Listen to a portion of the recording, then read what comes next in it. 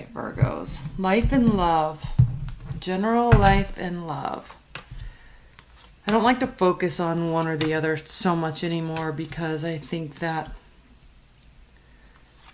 everything's just so connected. There's no point to only focus it. All right, well, you have a fire sign, Aries, as your underlying energy. Now, obviously, this doesn't have to be an Aries, Virgos. We know that. But the Emperor reverse is somebody that is losing control or has lost control, somebody that seems out of control. So you might have either instances in your life or somebody in your life that this seems to be like kind of the common theme. So, and this could be extremely bothersome to you. One, it's your natal return. And so when we approach our natal return, Virgos, there's always kind of this lead up, this build up of energy. And then the natal solar return hits. And it kind of feels as if there's this launch pad in our lives. And so it's your natal return. It's your solar return. And so you don't really want to deal with somebody that can't get their life together or is just always out of control or has anger issues, because you, in your well-defined energetic space, you like the structure. You like consistency. You like the structure. You like the details. This is overwhelming for you. So while if this is a love reading, you could be dealing with someone that's very angry, yes. But if we're not dealing with a love reading, okay, this is somebody that isn't but needs to take a breather and go sort some stuff out. This clearly shows that they're not doing it, but that they need to. And I hate to make this about somebody else because this is your reading, not theirs. However, I don't think that this is you. I don't feel like this is your energy. I think this is somebody around you. It's impacting you. You're trying to be compassionate about it, but it's like here you are being understanding and compassionate and even keeled. You know, you could have a water sign in your life that's doing this too, but you're also approaching this major transformative thing. So let's look at it this way, Virgos. This could have been you, or you're trying to transition out of this space into something that is a little bit more even keeled, and that in and of itself could be a major transformation. But this could also be you transforming yourself away from this energy, away from this person, because why? You need something more like this, right? The fogginess is clearing. You're not sitting in this space. You have a whole new opportunity for a beginning here. Major transformation. So I'm going to kind of leave these like this too, so you can see them. Now, there's a breaking point this month for you. Somewhere along the way, there's going to be a breaking point. And we can see that here very clearly by this row. I think this row has a lot to do with understanding. Now we have the Chariot, the Lovers, and the Nine of Swords, Eight of Cups, the Tower, Ace of Pentacles, Two of Swords reversed, the Hermit, and Seven of Swords reversed. So very clearly we can already see that there is a decision to move away from something that causes a shocking moment, definitely, but it also causes a brand new beginning. It's something. And this is interesting because these cards like this for most other signs would be a lot more stressful than it's going to be for you. Now, I know you can be known as the worriers and, too detailed and too critical.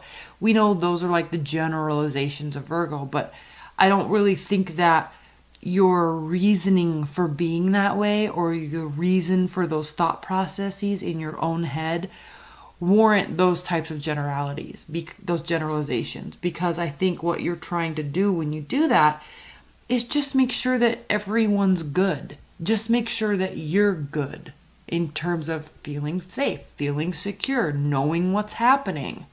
having a thought out plan in front of you, being able to execute it, doing well, right?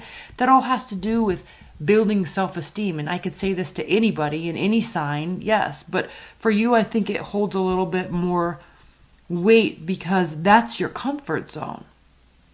So it bothers me a lot, actually, when people generalize Virgos in sort of those negative connotations. Well, you have wonderful, beautiful generalizations too, but there's always kind of like this little negative like undertone about their generalizations, and it just really bothers me. So the reason why I'm saying that is because I think this is kind of your wheelhouse. I mean, there's some stressful cards here. There's some uncertainty.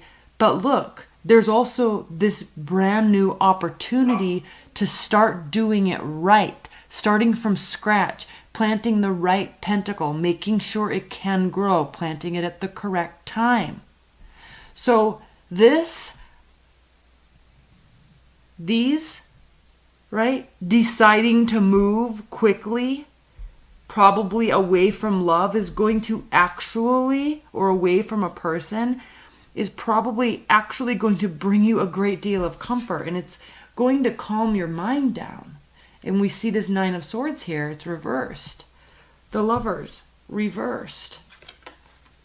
So whatever caused this swift movement is actually going to take a huge weight off your shoulders. And I think you're going to take a deep breath and say to yourself with this Eight of Cups, you know, this kind of sucks.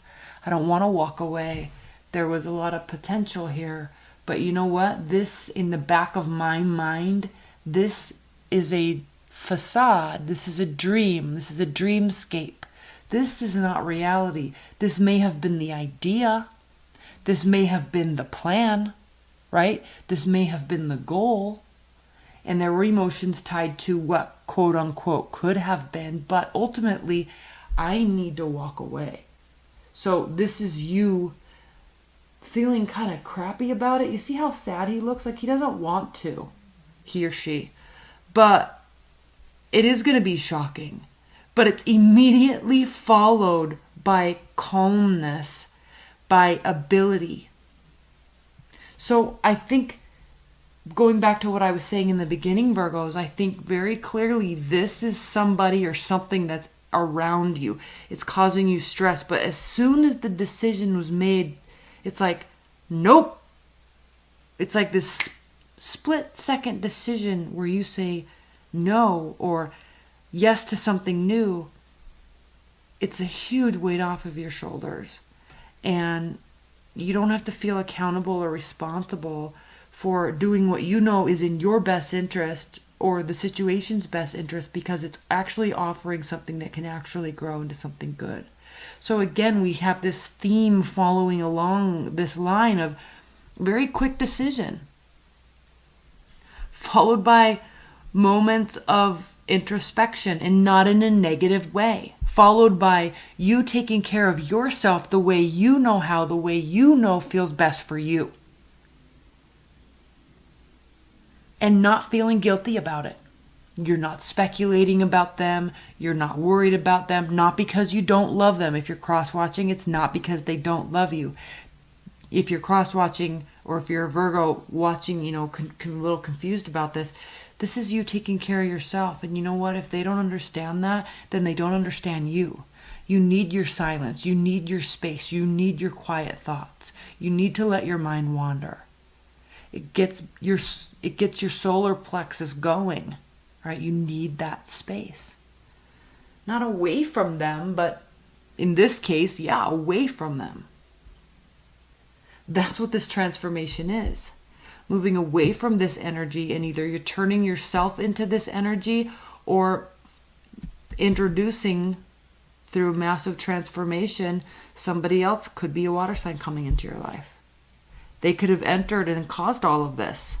Doesn't have to be the case though, so don't jump to that conclusion. All right, Virgos. I'm going to get into your extended, but I am going to pull a couple clarifiers very quickly because we like to have our questions answered. So let's clarify the Tower. We'll pull a lot more clarifiers when we get into the extended. I'm going to also do oracle card and then spiritual card reading, because I think this is all going to tie together. So let's clarify the Tower and then the Lovers reversed, and then we'll do some outcome cards. Please clarify the Tower and the Lovers reversed for Virgos. Please clarify the Tower and the Lovers.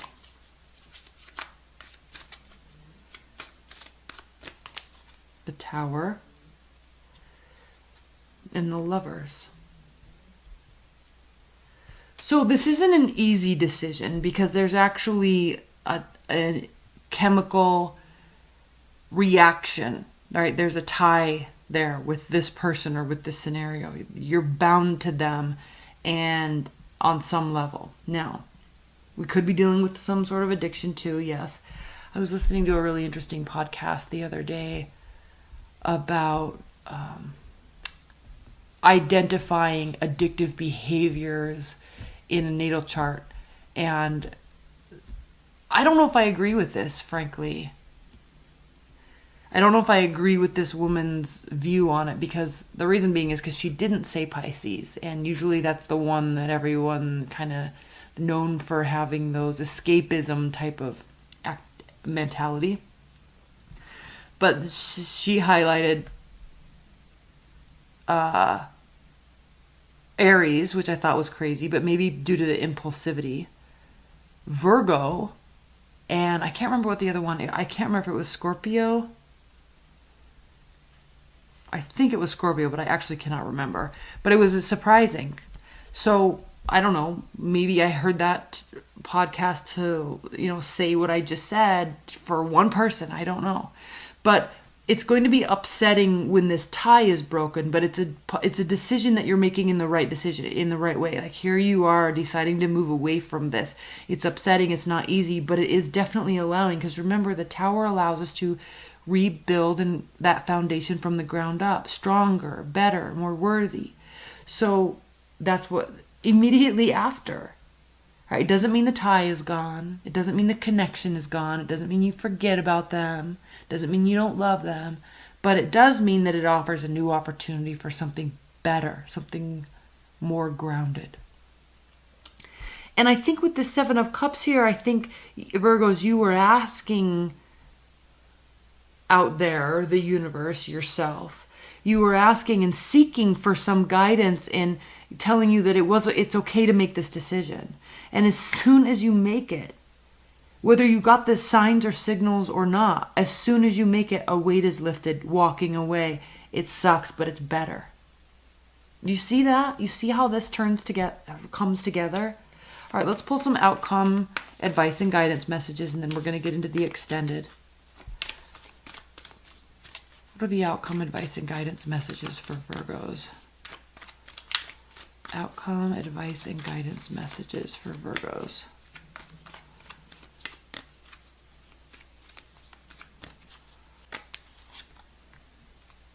So yeah, we already kind of picked up on the fact that I thought this was the sun. Holy crap, the whole time I talked about it like it was a chariot. I mean, I know it is a chariot, but when it first popped out, I thought it was the sun. Duh. Please excuse me. Okay, so Three of Swords, the Sun, and the Queen of Cups. And then we had the Four of Swords reversed. So yeah, this is going to be emotional, but it is for the best. There is a split of some sort. There is a breaking away, a walking away, a moving away. It is emotional, but it is for the best. It's not like you're jumping for joy. A weight is lifted, but you're not jumping for joy over it, right? It's like you don't want to hurt them. You don't want to hurt yourself. You don't want to hurt the situation, but you also know what's best for you. Okay? In terms of advice and guidance, you just have to know that there's going to be moments of feeling like this, but that it really truly is for the best. And there's great joy and success that's going to come afterwards. All right? All right, Virgos, I love you. I'm going to get into the extended. That link's below, and I will see you later. Bye.